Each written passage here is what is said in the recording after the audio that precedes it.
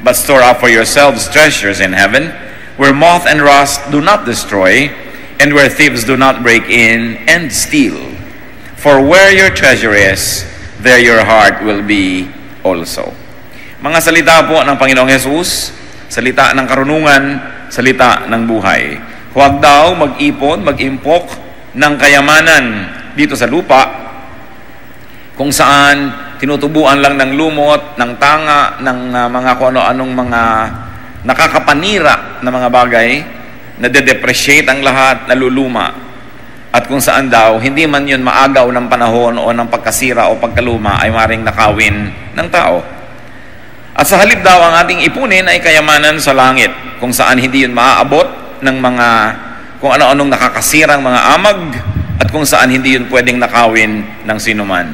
Dahil daw, kung nasaan ang kayamanan ng tao, nandun din ang kanyang puso. Kaya yung kayamanan niya, kung nanakaw, halos nanakaw na rin ang kanyang puso. Tunay nga naman. At tingnan po natin ang reading number 1 ng verses na ito. The Bible is so wonderful that there can be many ways to read the same verse. So ano po ang lesson na natututo natin dyan? Do not work for material wealth. Do not work and do not hoard material wealth. Huwag lang daw pagsikapan, pagtrabahuhan at ipunin ang mga kayamanan na panglupa lamang. And why not? Because material wealth depreciates. Sabi niya, moth consumes. Tinutubuan ng mga ulalo, ng tanga, ng kalawang, inaamag, nasisira ang mga bagay. Material wealth breaks down, it ages and decays. And what's more, material wealth attracts thieves. Material wealth gets stolen. Kawawa naman kayo. Kung kayo ay sobrang nagsisikap, sobrang nag-iipon ng mga bagay na masisira lamang. Katulad mo na isang kotse, kung mahal na mahal mo yan, halos lagi mo pang nalilinis at naaasikaso kaysa sa iyong asawa. May mga ganon. At lagi na lamang na konting may masagi lang ng dahon o madapuan ng lamok, nagwo-worry na ang may-ari, mabuti pang wala ka niyan, na wala ka ng amo. Kaya sa among-amo mo yan, in fact, meron tayong kilala na hindi ginagamit ang sasakyan nila pag umuulan dahil mababasa. Totoo yun. No? Nagsasakyan pa raw. No? Ay ayaw na magbabasa. So, mas mababutihin pa nilang sila ang lumusong sa baha kaysa yung sasakyan nila ang mabasa ang gulong. So, nagiging amo ang mga material things. So, napakahirap po ng ganyang mga bagay. At ano pa ang mahirap sa mga bagay na material? Lalo't iniipon mo at lalo't dumadami. Sabi ni Solomon sa Ecclesiastes 2:21, "For a man may do his work with wisdom, knowledge, and skill, and then he must leave all he owns to someone who has not worked for it." So kung inubos mo ang iyong buhay sa pag-iipon at marami kang naipot, nagtagumpay ka, sigurado may ibinayad ka dyan. Ano ibinayad mo? Panahon. Kumisan kalusugan, kumisan enjoyment. Ang problema, pag namatay ka, wala ka naman talagang control kung sino ang pupuntahan ng iyong mga naipon. Kumisan nga, nadadali pa ang iyong kamatayan dahil yung mga nagmamana, inihulog-hulog ka na sa bangin at nilalason-lason ka na at nang madali-dali ang pagmana nila. Kaya nakakasama daw ng loob. At isa sa ikinakasama ng loob ng namamatay na tao, yung ang dami-dami niyang iiwan na kayamanan. At hindi niya alam kung sino ang makikinabang doon. Makikinabang ng mga taong hindi naman naghirap. At yung mga naghirap niyan para magpundar, mostly they were cheated out of life. Mostly they missed many nice and beautiful moments of life because they're busy trying to hoard, to make, and to collect wealth. Iniiwan ng kayamanan, kaya hindi daw dapat sobrang pinupundar. At ano pa? Ecclesiastes 5:11. Another reason why people should not kill themselves trying to collect many things. As goods increase, so do those who consume them. And what benefit are they to the owner except to feast his eyes on them? Pag daw dumadami ang pera ng tao, dumadami rin ang manghihingi. Dumadami ang umaasa, dumadami ang kaparte. At ano daw yan? Matingnan mo lang pero hindi mo na ma-enjoy dahil nahihingi ng iba. Lalo sa ating bansa, maraming gobyernong humihingi ng tax mo. Iba't ibang uri ng mga pamahalaan. Iba't ibang uri ang bibigyan mo. Pagka dumadami ang iyong pera, dinadalaw ka ng mga tao mangingikil, mangbablackmail, at syempre, dadami ang iyong kamag-anak. No? Natatuntong ka ng mga ika-third degree na kamag-anak mo, napakalapit nyo daw, lumaki kayo magkasama, etc., etc., dahil dumami ang iyong pera. Kaya mabuti pa kung minsan, ordinary lang ang kinikita mo, hindi ka pinapansin. ng mga tao. Oras na dumami yan, kasunod ang pagdami ng mga manghihingi.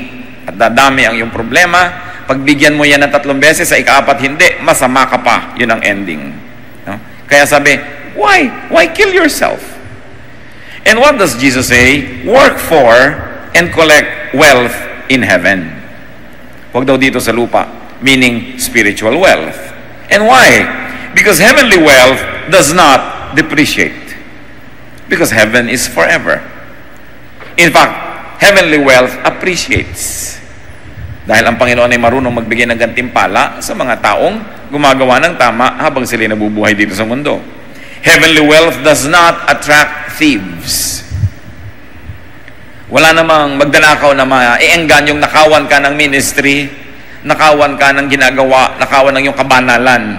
At ibigin man nilang gawin yun, hindi nila kayang gawin because God is the keeper of your heavenly wealth. Heavenly wealth cannot be stolen. And what's the rationale behind this? Why not be involved in making and collecting material wealth? And why be involved in making and collecting spiritual wealth? Because your heart resides with and in your treasures. So yung mga bagay na permanente, hindi ka nag-iisip na biglang mawala sa iyong buhay. Your happiness is tied to your treasure or to what you treasure. So if your treasure depreciates, if your treasure can be stolen, your happiness is not secure. Kaya nakikita nyo po, halimbawa, mas maganda ang iyong bahay, mas ninenervyos ka, mas mahal ang mga gamit mo sa bahay, mas natatakot ka manakawan. Minsan, mas maganda ang iyong girlfriend o asawa, mas ninenervyos ka na mas maraming pumupuntirya dito na gusto nilang maagaw ang kanyang pansin. At mas maganda ang iyong bag, ang iyong hikaw, mas natatakot ka na ma-snatchan. No? Sino ba naman ang narinig nyo ng snatch ng bayong? No? Lalo't may mga nakadikit na kaliskis ng isda. Right? So, mas gumaganda, mas dumadami, natatakot kang lalo dahil siguradong maraming may interest sa ganong bagay. And you are always at risk. And you're always threatened. So sinasabi ng Panginoong Jesus, bakit kayo kukuha ng bato na ipupukpok sa inyong ulo? Magdadagdag na mga bagay na hindi nyo naman talaga kailangan, akala nyo lang dahil gusto nyo, puro lang ito magiging magnet na tatawag ng mga gulo sa inyong buhay. At sinasabi ng Panginoon, in a manner of speaking through the verses, if your thoughts were always and only on material things, you would always worry, doubt, fear, and therefore you would always be unhappy. Kung ang lagi mo na lamang pinapahalaga ni ang kagandahan ng iyong mukha, araw-araw tinitingnan mo kung paano nagtagumpay ang gravity, no? Sa pagpapababa ng parts of your anatomy. Kung lagi mo na lang pinapahalagahan ay ang maganda mong buhok, na numinipis-nipis din yan pagdating ng panahon. Kung ang lagi mo lamang na tinitingnan ay ganda ng isang plato, tuwing nagagalusan ay sumasama ang iyong loob. At merong mga misis na magbibili ng oven, pero talagang ubos na ang buhay nila, kalilinis ang kaloob-looban nun, na alam nyo naman na kung ayaw nyong maalipin, huwag kayong mag-oven. Dahil ang paglilinis na lang ng loob niya na isa ng bukasyon. No? Dahil ang dami-dami mga siksik na pinupuntahan ng lahat ng bagay na naninigas pag kung lumaon, ang hirap-hirap. No? So maraming hirap ang mga maraming gamit. Why? Why will you always be unhappy? Because material things always change. At every given moment, they are decaying and they are drifting away. Therefore, to love these things is to be tortured. Nato-torture ka. Pag ang ganda-ganda ng bag, kahit ang bigat-bigat, hindi mailapag sa sahig, hindi mailapag kahit saan, dahil dudumi ang bag. No? Nagbag pa daw, tapos buhat-buhat. At ang ganda-ganda ng silya, hindi maupan-upan. At meron pa po ako nakitang bahay, white lahat ang carpet, hindi malakaran. So naglalagay sila mga tulay-tulay na mga basahan, doon sila tumutungtong, parang nagpipiko, no? Habang naglalakad sila sa loob ng kanilang bahay. Bakit pinahihirapan nga naman ang sarili? Meanwhile, if you were focused on spiritual things, you attach to eternity. You attach to permanence, to stability. Therefore, you would be peaceful. You would be joyful. You will be serene and placid, like a pond without blemish on its face. Nagiging tahimik ang tao kung ang pinapahalagahan niya ay yung alam niyang wala namang mag-i-interest at hindi naman kayang kunin kahit pag-interesan. Where your thoughts dwell, so your heart lives. So secure your heart, brothers and sisters. Love things that last. Kung ano yung mga mahalaga. Get busy. Work for and collect heavenly treasures. So ano po yung reading 1 natin? Anong ibig sabihin ng heavenly treasures na yan? This is the usual interpretation of the church. Good works. Good works. In a manner of speaking, Jesus was saying, make good works your treasure. Because by doing good, you collect treasure in heaven, though you may not always collect treasure here on earth. But, don't get it wrong. By doing good, you also collect lots of treasures on earth. Gratitude, kindness, love, affection of people, no? Which cannot be stolen. So, hindi lang yun sa kabilang daigdig, meron din dito na kabuluhan at meron ding benepisyo dito sa side of eternity na ito, yung good works. Kaya sabi sa Matthew 10:42, ang sabi ng Panginoong Yesus, if anyone gives even a cup of cold water to one of these little ones, because he is my disciple, I tell you the truth, he will certainly not lose his reward. Sabi, maski man lang isang maliit na baso ng tubig na malamig, ang iabot ninyo, tipainom sa isang tao, alang-alang sa siya'y aking lingkod, dahil siya'y aking lingkod, hindi yan mabubura sa register ng langit. Hindi malilimot yan. Hindi siya malulugi. Hindi siya paring mawalan ng gantimpala. At alam natin yung parable of the talents, yung ang ibinigay sa kanya ng Diyos ay pinarami niya, dahil sa kanyang sipag at dahil sa kanyang pagsisikap ay dumami lalo ang mabuting ibinigay sa kanya. Matthew 25:21, his master replied, well done, good and faithful servant. You have been faithful with a few things. I will put you in charge of many things. So ano bang ibinibigay sa atin ng Panginoon ng mga pwede nating paramihin? Talent natin. No? Ang ating mga kakayanan na ibinigay niya na pag in-apply natin sa godly work, ay dumadami ang bunga. Marami ang nabebiyayaan, marami ang natutulungan, marami ang nakakakilala sa Diyos. Sabi niya, meron kang gantimpala. I'll give you more things to manage. In fact, sabi pa niya, come and share your master's happiness. 1 Corinthians 9:25, everyone who competes in the games goes into strict training. They do it to get a crown that will not last, but we do it to get a crown that will last forever. Dito ay nire-refer ni Paul ang mga athletes. You know, Paul was ministering in the Greek world. And athletics is a major component of Greek life and Greek civilization. Kaya sa kanila nag-umpisa yung Olympics. No? Sa kanila nag-umpisa ang mga ganitong uri ng mga paligsahan. Sabi niya, ang mga tao ay halos ibigay ang buong buhay para palakihin ang muscle, para makabato ng bakal o ng bato na malayo, para makalangoy ng mabilis, para makalundag ng mataas. And for what? Sabi ganon, para makakuha lang ng mga dahon ng laurel na ipinuputong sa kanilang ulo sa award ceremony na bukas ay lanta na at hindi mo pwedeng ilagay sa paksiw na pata. Sabi ganon. Pero kung dahil dito sa mga premyong ito na naluluma, nagpapakahirap sila para magsanay, tayo pa. Nagsasanay tayo para sa mga bagay na hindi mawawala, a crown that will last forever. So he's talking about the crowns, the rewards, the recognition that heaven gives to every work here on earth that is meant to amplify, to glorify, and multiply the good work of God. Alam niyo yan, yung mga nanalo na sa inyo ng mga medalya ng declamation contest, siguradong kumupas na ngayon yan.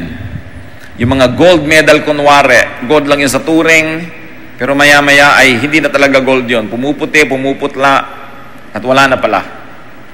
At kahit pa nga totoong gold yun, mananakaw naman. Yan ang problema sa mga bagay na may kinalaman dito sa lupa. So, nagiging mahirap sa mga tao ang maglingkod sa Diyos. Dahil kung minsan, ang napapahalagahan nila yung kayamanan dito sa lupa. And according to some observation, young adults especially find it difficult to serve God these times because they're busy trying to make money.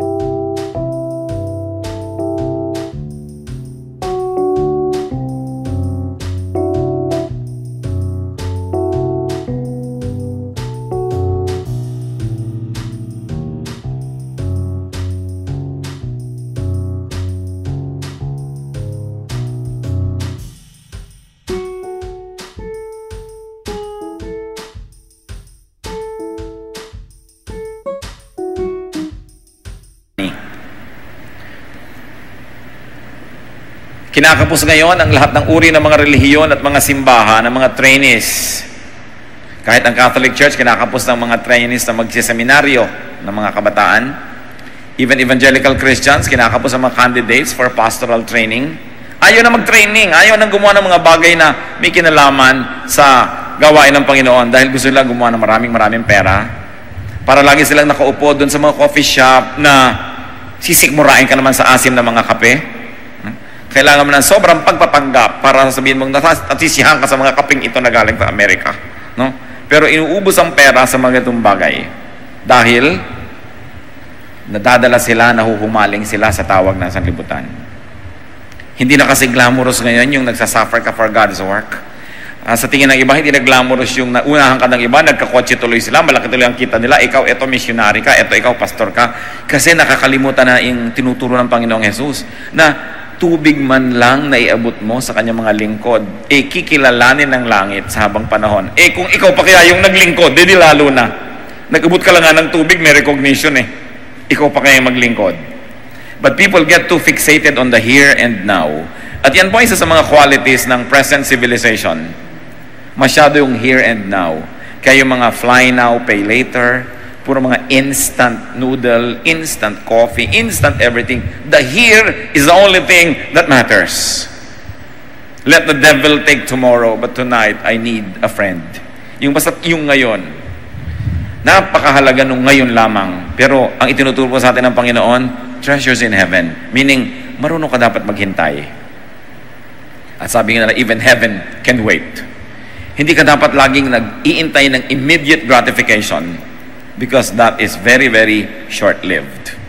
At tungkol sa pagiging masyadong mahilig sa pera, sabi ng Panginoong Hesus sa Matthew 6:24, no one can serve two masters. Either he will hate the one and love the other, or he will be devoted to the one and despise the other. You cannot serve both God and money. At napakakonte kung meron man makikita ka na taong halibawang tumalikod sa paglilingkod sa Diyos, tumalikod sa ministry at ang inatupag ay gumawa ng pera, kung talagang tunay ngang umasenso ang kanyang spiritual life, kung bumuti ang kanyang pagtunguhan sa Diyos. Something's got to give. And most of the time in our quest for materialism, it is our relationship with God that suffers first and foremost.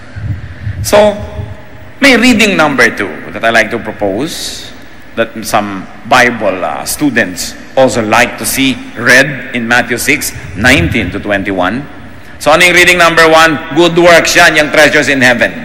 Okay? Do not store up for yourselves treasures on earth, where moth and rust destroy and where thieves break in and steal. But store up for yourselves treasures in heaven, where moth and rust do not destroy, and where thieves do not break in and steal. For where your treasure is, there your heart will be also. So the first reading, yung ating mga huwag mong gawin, yung puro material things lamang ang iyong ipunin, at ang gawin mo, good deeds that have points in heaven. In the same way, as we read it again, what is the major message? Do not work for and attach yourself to earthly objects of desire or affection. This time it becomes more abstract. No? Because these verses can mean, huwag mo lang mahalin ang mga bagay na kayang mahipo ng mga kamay, makita ng mga mata, madinig ng tainga, o maramdaman ng iyong balat. In other words, don't just be physical. Pag yan lagi ang pinahalagahan mo, ano mangyayari? Halimbawa, inibig mo isang tao dahil ang ganda-ganda niya, pinakasalan mo. Paano kung bigla siyang nadaganan ng building at nagkabali-bali ang kanyang panga? Mahal mo pa ba? Kung ang minahal mo lang yung physical. Kung ang hinabol mo lang sa isang tao ay yung kanyang kayamanan, kung biglang nagpalit ang takbo ng ihip ng hangin at naghirap siya, mahal mo pa ba yan? Naghahanap ka ba at nag-aaral ka ba ng isang kurso para ka lang makapagtrabaho dahil ang bili-bili ng trabaho na yon? Halimbawa, on nursing, o magna-nursing ka kasi ang bili-bili. Tapos biglang napaligtan ang takbo ng mundo, biglang after 4 years, pag-graduate mo, hindi na mabili yun, ang mga mabili na vulcanizers. So, mahal mo pa ba yung pinag-aralan mo? O, manghihinayang ka na lang, parang nasayang lahat. In other words, huwag ka lang magmamahal ng bagay dahil sa nahihipo, nakikita, o nasasalat kasi nagbabago ang ganung mga bagay. Objects of worldly desire should not be the focus of one's life, like power or fame or beauty. 1 Peter 3:3-4, in defining a beautiful woman, sabi, your beauty should be that of your inner self, the unfading beauty of a gentle and quiet spirit, which is of great worth in God's sight. Yun daw ang magandang babae, yung magandang kalooban, yung maganda ang puso, matining ang loob, no? Matapat, makadiyos, malinis ang pag-iisip, yun daw ang napakagandang babae. Pero ewan ko kung malalagay kayo sa cover ng anumang magazine kung ito ang inyong kagandahan. Siyempre, ang ilalagay na cover yung pwedeng magbenta ng makeup, yung pwedeng magbenta ng shampoo. Kung ang buhok mo parang patibong sa mga insekto, yung pag may pumasok na insekto, hindi na siya makakalabas ng buhay, hindi ka papakinabangan ng mga shampoo companies, hindi ka gagawing model. No? Kailangan pati suklay dumudulas. No? So, yun ang nagiging standard tuloy natin kung ano maganda. Huwag tayong palinlang, tinitindahan tayo lagi ng mga bagay-bagay. No? Kaya, nung araw, yung mga maiitim, yung mga black people, hindi na pwedeng model because, especially in America, the black people were economically disempowered. Wala silang purchasing power. Pero ngayon, marami nang umasenso ng mga colored people, so may mga model na ngayong black. At nakikita nyo, kahit sa mga Hollywood movies at sa mga advertisement at sa mga modeling houses, ang dami na ngayong Asiana, no? Mga Asian beauties. Kasi mga Asian na ngayon ang mayayaman sa Amerika eh. Yung may hawak ng pera ng Amerika, mga Asian people. So ngayon, walang pelikula from Hollywood na hindi may Asian. Lagi na ngayon. Kasi meron niyang economic power para panoorin ng mga Asian yung pelikula, dapat may Asian character. So, nagkakapera na rin yung mga Hispanics na dati puro yaya, ang liliit ang mga kita, so baliwala, Indian market. Ngayon, may mga star na rin ang mga Hispanic beauties kasi lumalaki na yung pera na kinikita ng mga Hispanic Americans. Everything is about selling something. So huwag kayo nagpapadala doon sa kung anong maganda. Sabi lang nila yan kasi may itinitinda sila. No? Lahat ng tao maganda kasi Diyos ang lumikha sa tao. Sabihin nyo nga sa katabi nyo, ang ganda mo naman. Kailangan huwag kayong masinok, ha? Kailangan makita nyo, maganda naman talaga ang tao. Pero pag sinasabi mo na, ano ba ang standard ng beauty? Lagi nyo itinatanong, sino ang may sabi na yon ang maganda? Everything is about conditioning. So sabi dito sa 1 Peter, babae, huwag mong daanin sa pagdedekorasyon ang gawin mong kagandahan ay kalooban. Ngayon, maganda yung kalooban mo, maganda pa yung labas, according to the standards of your society, edi double benefit. Pero kung mamimili ka lang ng isa sa dalawa, hindi dapat nalilito ang tao kung anong kagandahan. At yan ay maaaring kahulugan na binabasa natin na let your treasure be that which is spiritual. Because it is difficult to steal that. It is difficult for a moth to destroy that kind of beauty. Kaya mga ang gagandang babae, subukan yung iligaw sa gubat at isang linggong nasa gubat. Tingnan nyo pagbaba niyan kung hindi mukha rin yung bagong baba sa puno. Maintenance lang yan, kaya magaganda yan. No? Subukan yung isang linggong iwan talaga sa gubat yan. Kamukha na rin yan ng mga taga-gubat. Kaya ang ganda, ano ba yun? Espiritual. Ang mahalaga, yung espiritual na bagay. Matthew 4:8-10, noong tinutokso ng demonyo ang Panginoong Jesus, the devil took him to a very high mountain and showed him all the kingdoms of the world and their splendor. All this I will give you, he said, if you will bow down and worship me. Jesus said, away from me, Satan, for it is written, worship the Lord your God and serve Him only. At sa isang temptation pa, sabi, why don't you command this stone to become bread? At sabi ni Lord, it is not only bread that matters. What really matters is the word coming from the mouth of God.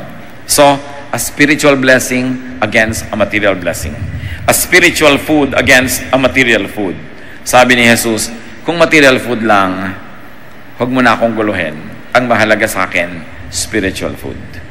At ano naman ang magiging kabayaran kung sakaling sinunod nga niya si Satanas? Malaki ang magiging kabayaran. Kaya minabuti ng Panginoon ang pahalagahan yung spiritual kesa yung physical. In our life, we put a lot of premium on beauty, power, fame. But this can fade and this can be stolen. Meron po ako isang kilalang pamilya, meron silang napakalaking negosyo. Meron silang pinapasok na isang maliit na kasosyo na gusto lang nilang makasosyo at mga kaibigan nilang matalik. Pero dahil sa kasakiman, no? At sa pagiging very wily nitong kanilang kaibigan, naagaw ang buong negosyo. At hindi pa kontento na naagaw niya itong unit ng negosyong ito, gusto pa niya ngayon makamkam pati yung mga hindi siya dating partner. At mukhang nagwawagi siya, no? Kahit dinadaan nila sa mga legal things. Yan ang sinasabi ng Panginoon, you can never be so sure, no? You can never be so sure. So don't put all of your wealth in that. At ang naging strength ng pamilyang ito, because they have known the Lord, nakilala nila ang Panginoon, nung nag-uumpisa pa lang yung problema na yan, yan ang naging joy nila, the joy of the Lord. But if the Lord was not in their life, baka nagbigti na yan, tumalo na sa building, no? Nagpukpok na ng bato sa ulo nila dahil talaga namang napakalaking problema ang naging bunga ng kasakiman ng kanilang kaibigan. So ang sinasabi lang nung, let your treasure be heavenly treasures, prioritize God. Love God above all. Make God your treasure. Make godliness your treasure. Make spirituality your treasure. And who can steal that? And how can that fade? Mark 12:30, love the Lord your God with all your heart, and with all your soul, and with all your mind, and with all your strength. At pag ginawa natin yun na nakafocus tayo sa Diyos, anuman ang mawala sa'yo, syempre iindahin mo rin dahil tao ka. Pero hindi mo mawala yung center of your being because it is in the hand of God. Ang tao, mawala na ang lahat, wag lang yung center. Parang gulong ng bisikleta, mawala na yung mga ibang rayos-rayos, wag lang yung gitna, yung center. Di ba kahit sa isang gobyerno, bumagsak na ang mga lalawigan ng mga probinsya, wag lang yung Kapitolyo. Sinasabi nila, bakit naman ganyan? Sobrang imperial ang Manila. Pagka nag-rally sa Manila, napapalitan ng gobyerno ng buong Pilipinas. Natural, kasi Maynila ang Kapitolyo. No? Kasi pag nangyari dun sa center mo, pupunta yan sa lahat ng bahagi. Kaya yung heart, which is your center, pagka tumigil yan na tumibok, mamamatay ka. Pero kahit naputol yung kamay mo, yung paa mo, di ba? Natapyas ng konti yung bungo mo dito, buhay ka pa rin. Subukan mong tumigil yung puso mo sa pagtibok. Yun ang center mo. So mga kapatid, ang tanong, ang center ba natin ay mga bagay na naglalaho at nananakaw? Doon ba tayo talaga nakatutok? Yung ba talaga ang kahulugan ng buhay natin? Ang kahulugan ba ng buhay mo ay yung position mo? Kaya tuloy may mga taong nade-demote, nagpapakamatay. Ang kahulugan ba ng yung buhay ang yung boyfriend, anong iniwan ka, nagbaril ka na sa sarili? Ang kahulugan ba ng yung buhay ay yung bahay mo, anong nasunog yung bahay nang walang-wala sa lugar, biglang nasiraan ka ng bait? Ano mga kahulugan ng buhay mo? Kaya sabi, pag Diyos ang ginawa mong kahulugan ng buhay mo, matanggal na at mawala na ang lahat, nakatayo ka pa rin. Napakahalaga. Kaya sabi, ang matatalinong tao, kahit pa hindi ka banal, matalino ka lang, gagawin mo ang Diyos, center of your life. Ang energy mo, inuubos mo sa mga gawain ng Panginoon dahil alam mo, ma-recognize ba't hindi yan dito sa lupa, tanda yan ang Diyos. Doon ka nag-i-invest sa hindi masisira ang iyong investment at hindi maaagaw ng iba. Katulad ng sinasabi ko sa iyong pamilya, maraming investment na agaw ng iba eh. But how can anybody steal your investment in eternity? Ang iyong mga paglilingkod sa Diyos. Kung sasabihin nga natin na good works ang pinag-uusapan, kung dito sa second reading natin, na ibig sabihin lang pala mas pahalagahan mo ang bagay na spiritual kesa physical. Mas pahalagahan mo ang Diyos kesa sa sino man. Mas pahalagahan mo yung kabanalan mo, mas pahalagahan mo yung pakikipagmabutihan mo sa Diyos kesa sa anumang relasyon mo sa tao lamang. So, what do you want in life? What are you looking for? What are you living for? What do you want to store? What are you storing right now? Magandang itanong yan sa atin mga kapatid. Ano bang iniipon nyo ngayon? Mga estudyante, nag-iipon ng units. Pag natapos na nila yung requirement, graduate na sila. Hindi naman masama. Pero kayo lang ang ginagawa nyo sa buhay ninyo. Di ba? Paano kung biglang sawi ang yung buhay, hindi ka na nag-graduate? Ibig sabihin, wala kang narating dahil yun lang pala ang gusto mo, gumraduate. Kaya iba magtataka ka, pambihira naman, gagraduate the next month, namatay pa. Anong ibig nyo sabihin? Kung nakagraduate na, pwede nang mamatay? Di ba nakakarinig kayo ng mga ganyan? Yung mga estudyante, graduating class, nalunod pa sa picnic. Graduating pa naman. Ang ibig nyo ba sabihin, kung nakagraduate na, pwede na siyang malunod? O kaya, naku, ikakasal na bukas. Natuklaw pa ng ahas. Ang arte kasi, garden wedding pa ang gusto. So, ibig mo sabihin, kung napakasal na, pwede na siya matuklaw ng ahas. Kasi pagka sinasabi natin yung mga bagay na yan, lumalabas sa atin kung ano talaga mahalaga eh. Ano ba yung akala nating mahalaga? Bihira naman yung maririnig mong, naku, namatay na yan, hindi man lang nakapaglingkod sa Diyos. Naku, hindi pa niya na talo yung kanyang masamang bisyo at ugali, namatay na. Ano ngayon ang ipepresenta niya sa Diyos na accomplishment ng buhay niya? Bihira ka naman makakarinig nung, naku, hindi pa yan nakapag-share ng mahigit 100 kaluluwa at nadala sa Panginoon, namatay na, sayang naman. Bihira. Diyan pa lang nakikita natin kung anong pinahahalagahan ng tao maski ng mga Kristiyano. Kaya sabi ng Panginoon, kaya ang lulungkot nyo eh. Kaya mga insecure kayo eh. Kaya lagi kayo ninenervyos at tatakot sa future. Kasi ibinabakas ninyo yung future nyo sa mga bagay na hindi magtatagal. Now, it is not wrong.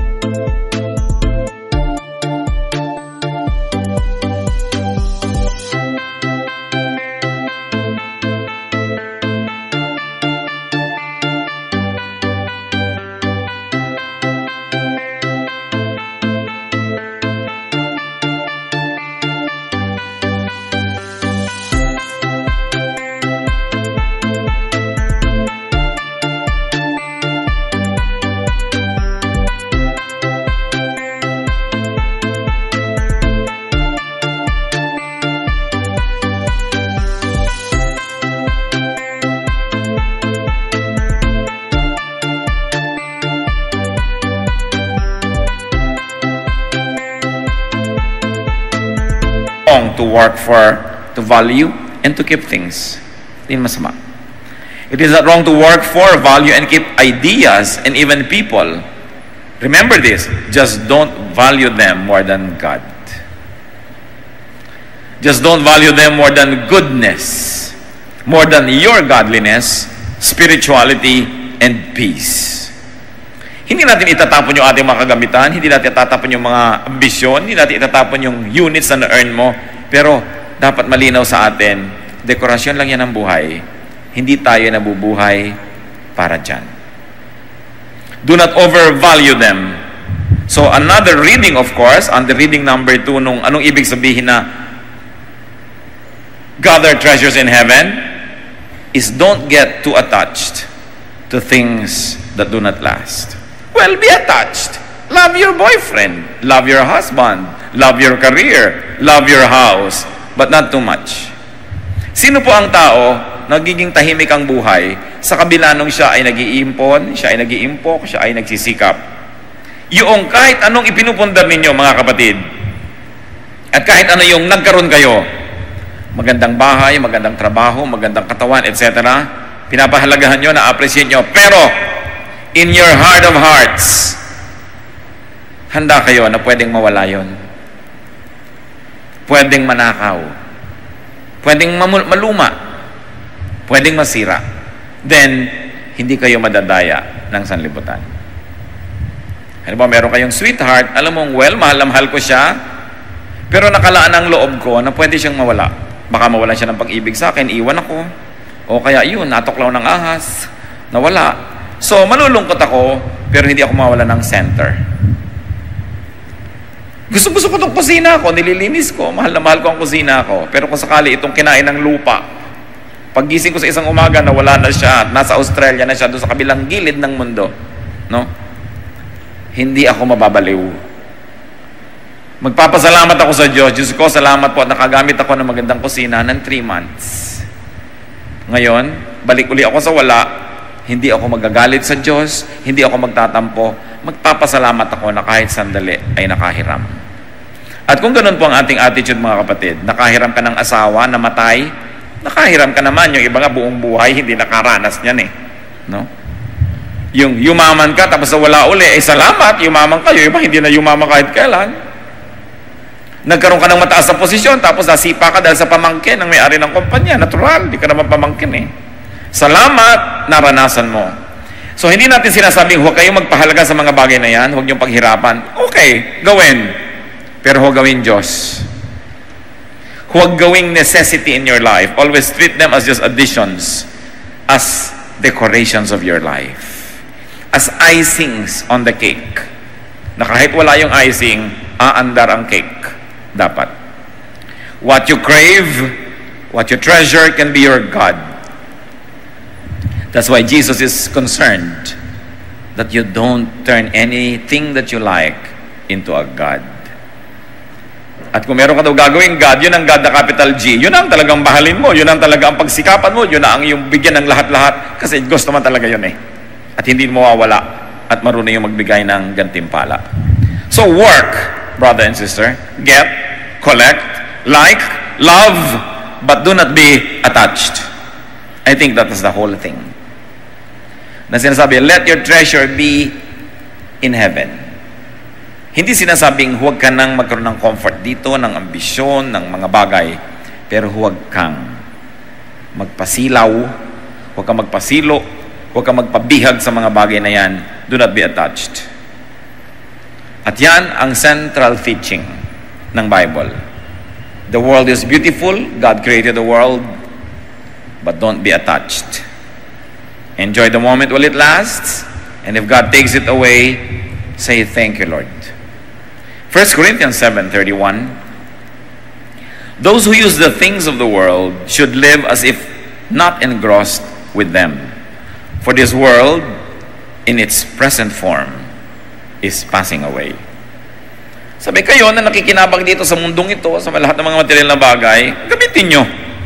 Pero huwag kayong mabuhay na akala nyo, mamamatay kayo kung nawala ang mga bagay na yan. Lahat yan ay lilipas. Sandali lamang. Huwag kayong masyadong sumandal. Huwag kayong masyadong umasa. Huwag kayong masyadong mahumaling kasi mawawala rin yan. 2 Corinthians 5:4 from the Contemporary English Version, these tents we now live in are like a heavy burden, and we groan. But we don't do this just because we want to leave these bodies that will die. It is because we change them for bodies that will never die. Ano ang tawag ni Paul sa katawan na ito na napakahalaga sa atin? Gagastahan mo ng kutakot-takot para mo lamang linisin, para mo lang i-maintain, para mo pabanguhin, para mo ayus-ayusin. Sabi, ang totoo, sabi niya, yung katawan natin na yan, pabigat. So it's just a burden. Mabuti pa kung darating ang panahon sa oras ng kamatayan, nalilisanin na ng ating espiritu ang katawan na ito. Doon tayo makakaramdam ng tunay na kalayaan, ng malalim na kaligayahan, na mararamdaman lang kung nakalaya na tayo sa bilangguan na ito na ating katawan. So kung yung katawan na pinakamahalaga nating commodity, siyempre yan ang pinakamahalaga. Alam mang may sunog, ikaw ang maiwan, iligtas mo yung Tupperware, no? Talagang ikaw ang tatakbo. Kasi yung katawan mo pinakamahalaga eh. Pero ang tawag pa rin dyan ng Biblia ay pabigat lang. So anong itatawag dyan sa iba? Anong itatawag natin doon sa iba nating assets? Anong itatawag nyo sa iba? Actually, puro liability. Basta kailangan mong alagaan, liability yon. Kaya kung minsan, mas mahimbing ang tulog ng talagang mga completely poor. Kasi anong mananakaw mo sa kanila? Kahit magpakalat-kalat ka sa lansangan ng anong oras, walang pangamba makidnap. Dahil pakakanin pa ng kidnapper. Walang mapapala sa kanya. No? Kaya kung minsan, kalayaan din yung wala kang masyadong mga ari-arian. Kung kayo ay hindi pa binibigyan ng Panginoon ng mga ari-ari ang hinahanap nyo sa buhay, nakakalis kayo ng bahay kahit walang kandado, dahil wala namang mananakaw kundi isang basag na tabo. Enjoy it while it lasts. Dahil baka bigla kayong yumaman bukas, naku, hindi na kayo makaalis-alis. May mga kilala ako mga pamilya, dati nakakapag-outing sila lahat sabay-sabay. Nung nagkaroon magandang bahay, laging may at least isang naiiwan. So habang kaya nyo pang iwan yung bahay nyo nang wala kayong inaalala, enjoy it. Dahil baka nga bukas, bigla kayong yumaman. May iba. Habang wala pa kayong masyadong inaalagaan na reputasyon, na pwede pa kayong makitang kumakain ng halo-halo sa Arangke Market, gawin nyo na. Dahil baka bigla kayo maging socialite na hindi nyo na maamin-amin na doon kayo lumaki sa Arangke. Di ba? Habang may mga pwede pa kayong gawin, dahil hindi kayo mayaman o popular o makapangyarihan, enjoy it. It could be God's great gift to you, but you probably don't see it because you're so fixated on something that others have that you don't appreciate the freedom of not having anything. Alam niyo ba yung hindi kayo kilala, hindi kayo sikat? Well, hindi kayo napagbubuksan ng pinto, hindi kayo napapaupo sa mga presidential tables, pero napakalaking advantage to be anonymous. Importanting commodity to have privacy in your life, which famous people don't have. So wag lang kayo naiinggit doon sa mga kilala. Enjoyin nyo. Ano ba nakaka-enjoy na hindi ako kilala? Di ba? Dapat kung ano yung nasa sayo ngayon, pag-aralan mong makita kung ano ang pagpapala doon, ipagpasalamat mo yung pagpapala na yun, and then enjoy it. Because who knows? Your fortune might change. Then you have to adjust to a totally different world, to a totally different arrangement, and you might say, mabuti pa noong araw, nung tahimik ang buhay ko, nung simpleng tao ako. James 4:14, what is your life? You are a mist that appears for a little while and then vanishes.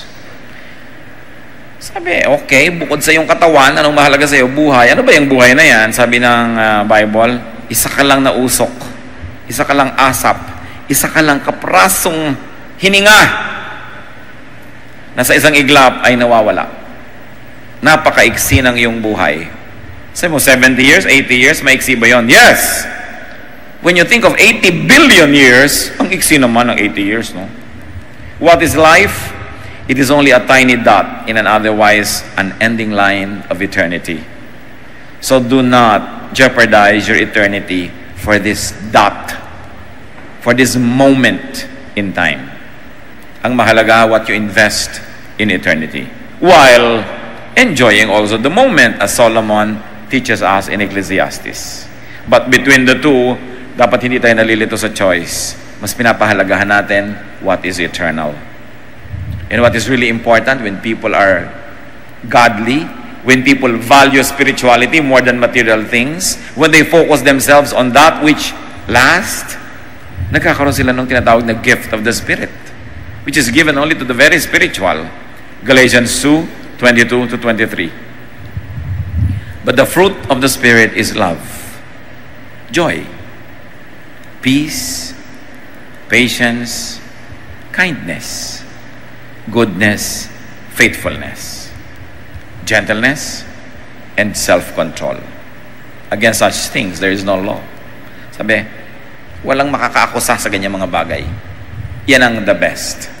Pero tandaan niyo mga kapatid, kung tayo'y gigil na magkapera, magiging ganid ka, hindi ka pwedeng magkaroon ng kindness o goodness. Kung tayo ay may pasyadong pinapahalagahan na baka mawala, hindi ka pwedeng magkaroon ng peace. Kasi sabi, ito ang mahalaga sa buhay. Huwag na tayong malito pa. Sasandali ang buhay. Huwag natin sayangin sa paghahanap ng mga bagay na pag natagpuan mo, sasabihin mo wala naman palang kwenta. Let's learn from Scripture. Let's learn from this timeless wisdom that tells us what really is important and what is less important. Paano tayo magiging ligtas sa mga magnanakaw? Tulad ng title ng ating pag-aaral, How to be Safe from Thieves. Huwag kayong magpahalaga, huwag kayong mag-ipon, huwag kayong mag-ingat ng mga bagay na gusto ng mga magnanakaw. Then you'll be free. Or, gusto ko talagang meron gusto ko talaga meron magandang bahay. So, yes, di maglagay ka. Pero kung nanakaw, huwag ka mabaliw. Sabi mo, talagang okay lang. Enjoyin ko lang habang nandyan. Pag nawala, pag naluma, pag nasira, edi sira na. Hindi yung pag may pulseras kayong nalagot, para nang nalagot ang inyong hininga. No? Pwede yun, maidugtog na perdible yan di ba? Tuloy ang pulseras. Nawala ang isang hikaw. Gagapangin lahat yung mga gulug-gulug dyan para lang hanapin ang kaisa-isang ito. Nawala, di hinanap mo naman talaga ng konti, pero hindi ka nagpakamatay kahanap, o di nawala na. Something's lost, something's gained in living every day. Remember, when you lose something, you said, what did I gain? Wala ako na-gain. May na-gain ka. Wala ka nang babantayan. Gain yun. No? Like, alam ba, asawa mo na lagi na lang nawawala, at talagang lubos na nawala na, di wala ka nang babantayan. Tahimik ng buhay mo. So, ay, salamat po Diyos ko na wala siya. Diba? Kaya sa kalahating nandito, kalahating nandito, nakakagulo lang, mabuti pag nawala na nga ng buong buo. Dito, mahimik ang iyong buhay. Kaysa lagi kang namamalimos ng pansin at pag-ibig. Huwag na nga, kung ayaw mo, huwag mo. Tatahimik ang iyong buhay. Kasi pag lagi kang umaamot, nangihingi, nakikiparte, matatahimik ka ba nun? Don't build your world around anybody.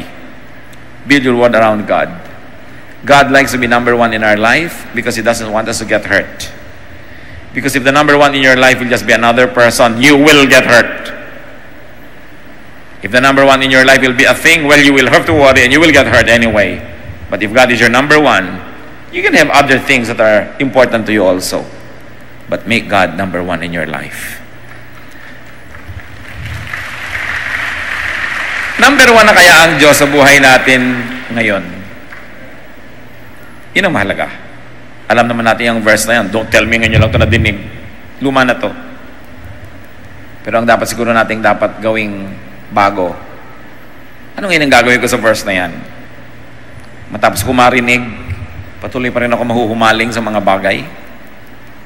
Let me be repetitious. Di baling nandyan. Di baling yung pahalagahan. Huwag nyo lang sambahin.